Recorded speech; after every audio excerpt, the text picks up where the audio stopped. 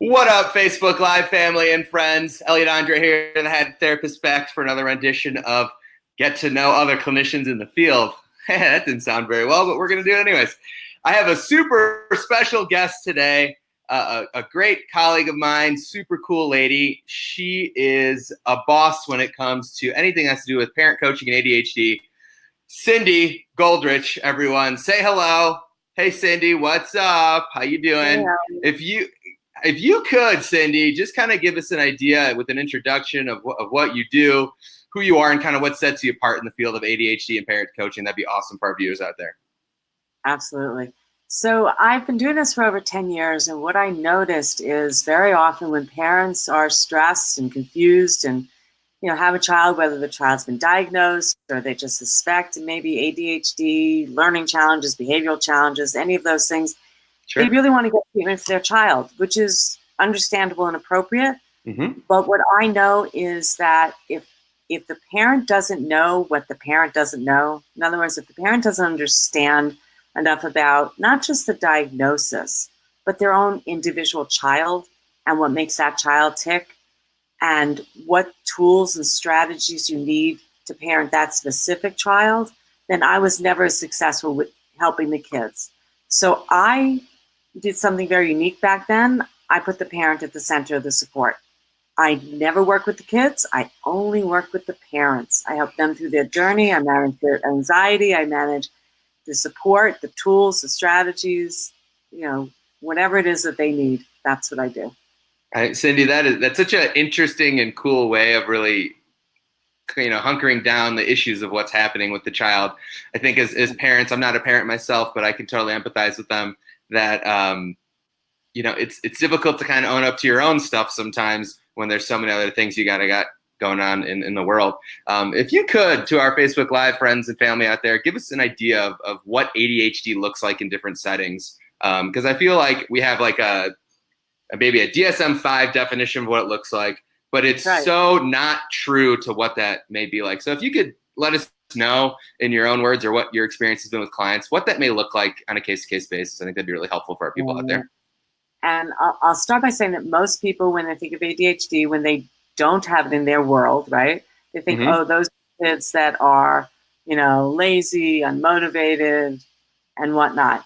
Technically, they may say, they're just impulsive, or they're inattentive, or they're, hyperactive, right? That would right. be the triangle, that mm-hmm. The impulsive, hyperactive, inattentive kid. But it's what lies beneath that is really at the core. Things like processing speed and working memory and emotional regulation, ability to manage time, mm-hmm. ability to sense the passage of time. Organization, obviously. All of those things really interact, and what makes it so challenging is that if you know one person with ADHD, you know one person with ADHD. Totally. It's going to show differently, just like a cold, in every person. The symptoms, may look the same, but everyone's going to feel differently with it.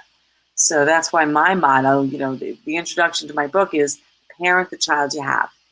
Not the child you thought you'd have, not the child you wish you'd have, not the one you'd have if your mother-in-law got her way, but right, of course. Child, right? Which may right. be very different from your other child.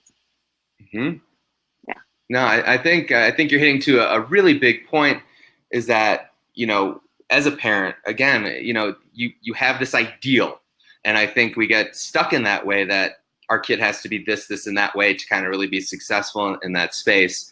Which it seems like, and I saw a talk that you gave, and it was literally mind blowing to the point of like what I don't know about ADHD or anything about that as a clinician. So it was super helpful in that regard to really get an idea of what that looks like. If you could speak to what parent coaching actually looks like, because I feel like a lot of people are like, oh yeah, like I'm just a parent, like I don't need coaching. Who knows? If you could literally like influence us and let us know what that looks like, I think that'd be great. And again, I know it's a case-by-case kind of situation, but just to give an example to our friends out there, our parents out there, thumbs up if you're a parent out there and you're watching. I think this will be really helpful to you in that regard. So Cindy, please take it away in that regard. Yeah. Well, I'll tell you that, In a lot of the literature, it's called parent training, Sure. not parent Okay. coaching. Got it. I like to say parent coaching for a specific reason. I didn't want to be trained as a parent. I'm not a dog, right? Yes, fair. Also, I want it to be more of a side-by-side relationship. I, as the coach, am here to be the voice, in your ear a little bit, to help prod you along a little bit. I'm not doing therapy, although I do have a mental health background, obviously. But I am really there as a parent coach so that I can help you look at what's really going on. What are some appropriate goals? Where are you stuck? Why is my kid melting down all the time? I'm just trying to give him incentives.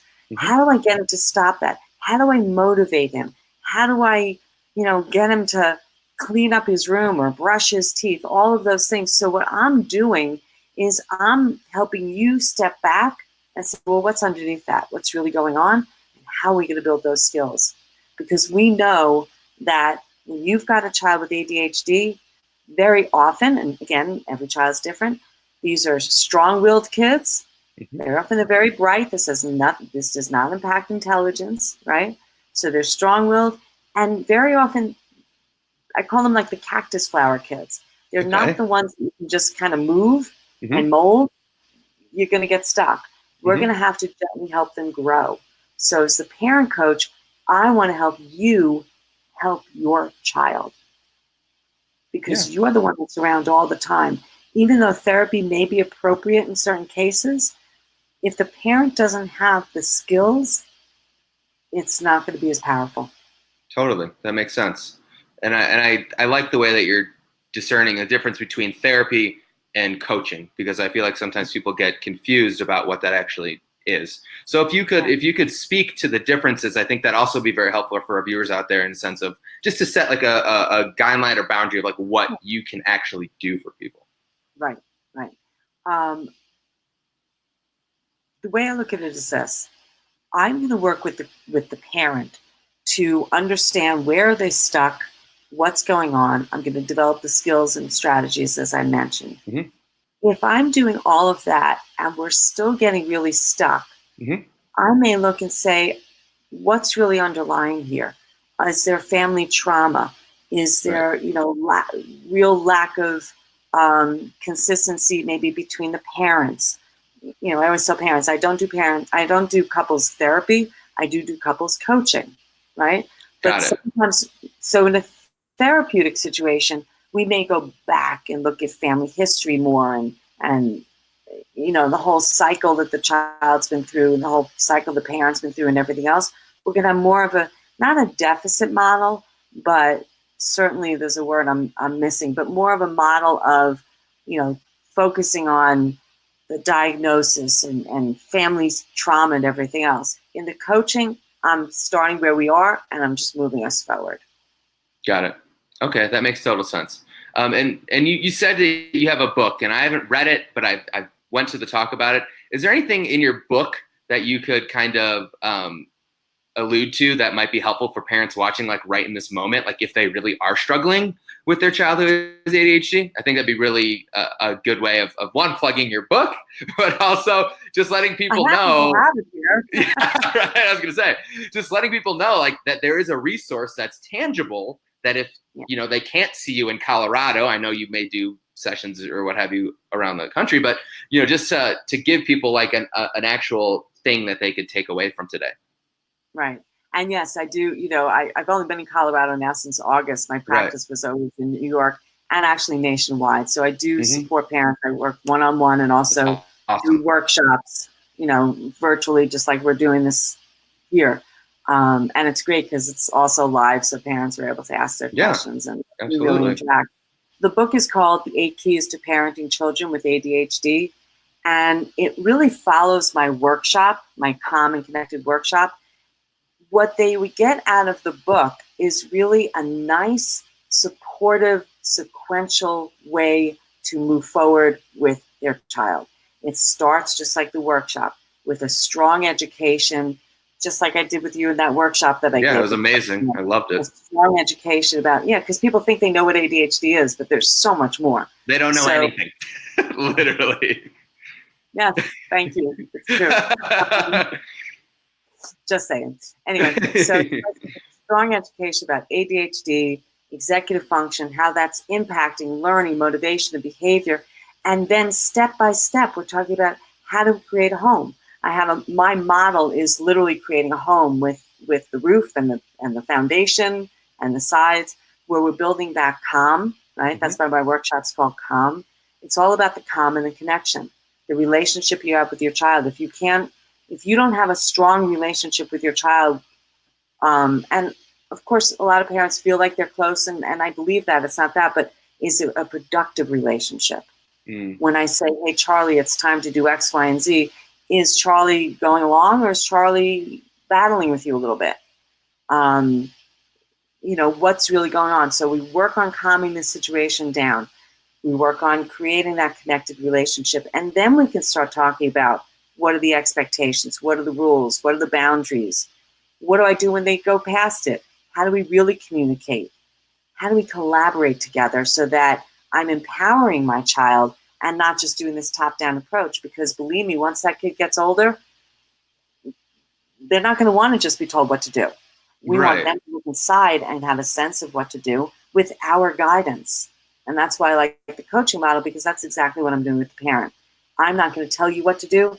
I'm going to help you so you can dance in the moment with any skill I give you.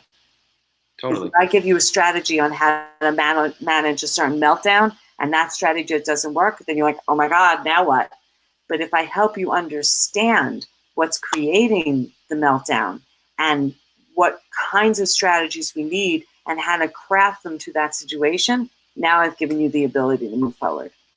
Yeah, I mean, that seems like that would just be so helpful, honestly, for so many people out there. I mean, I think your holistic approach to what that looks like, to me, more so than just like what we typically think. Again, me as a clinician, not knowing much, would say like, oh, well, you just have to do this, and that, and set a boundary. But realistically, like long term, I don't think that really works unless you do have this whole mindset about what that may be like. Exactly. And speaking to that, I think the idea of executive functioning and ADHD are really one and the same. I don't know if all of our viewers out there have an idea of what executive functioning is. So if you could kind of give us an idea of what that may look like, or define that, I think that would be helpful for everybody out there. Sure, and of course, we don't have unlimited time. Right. We'll say I don't totally. Just want to set the expectation here. Of course. But I do want to give everyone a basic idea. Yeah. If you make a fist with your hand, okay, this is your brain. Sure. There's the back part of your brain. Mm-hmm. Here's the front part of your brain. I go really simple. Sure. Executive function skills, that's the front part of the brain, the prefrontal cortex. Got it. But why is that important? Because that's actually the last part of the brain to develop. Brain develops from the back to the front. In the back, the primitive part of the brain, that's where we've got the emotions. We're going to have that fight and flight and freeze response. Front part of the brain is where we have the thinking. So the executive functions are things that help you do what you intend to do.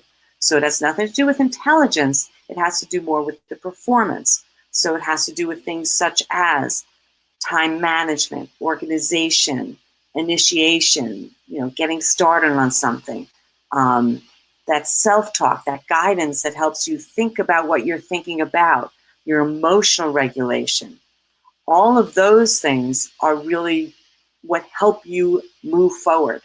And if a child does not have well-developed executive function skills for their developmental age, that's when you're going to see the problem. And I always say it's sort of like, how in kindergarten there might be the really tall kid, right? We expect that kid to be so mature because he's a big kid. And he's just a big kid. So when we see a kid who's really intelligent, we expect that their executive functioning is right along line with that. So Charlie, you're in 5th grade. You're a bright kid. You should know how to pack up your backpack properly. What's the problem? With the assumption being, of course, you don't care and you're lazy. But if we realize that these are actually executive function skills that may be weaker for Charlie, then we start to realize, rather than judging him or shaming him or getting frustrated or anxious ourselves, maybe I need to step back and help them develop some skills. So that's why it's important to really understand the role that executive function plays in learning, motivation, and behavior. Yeah. I mean, I think you just totally like debunked what society thinks what ADHD is in that like 5 minutes of talking. So I appreciate that so much. Seriously. Sure. And I think with this conversation has really been helpful is kind of destigmatizing what our thoughts and ideas of ADHD are. And I really appreciate that. Honestly, I think it's really helpful to a lot of people out there. And before we wrap up, I just want you to kind of give us an idea of the resources that you may have or any space that you have. Plug your website, your business, and what have you, so people out there know how to get a hold of you, because I think it's such a needed thing. Sure, absolutely. Thank you.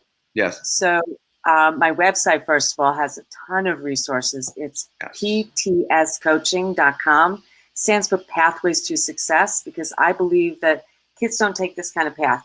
They take this kind of path, right? All over the place. So it's ptscoaching.com. On there, you'll see lots of blogs and resources. I have workshop coming up.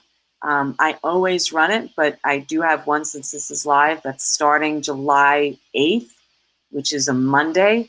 It's 7 sessions. You're welcome to attend just session 1 and then decide if you want to sign up for the other ones. Awesome. It's called Calm and Connected, Parenting the Child You Have, Parenting Kids with ADHD and Executive Function Challenges.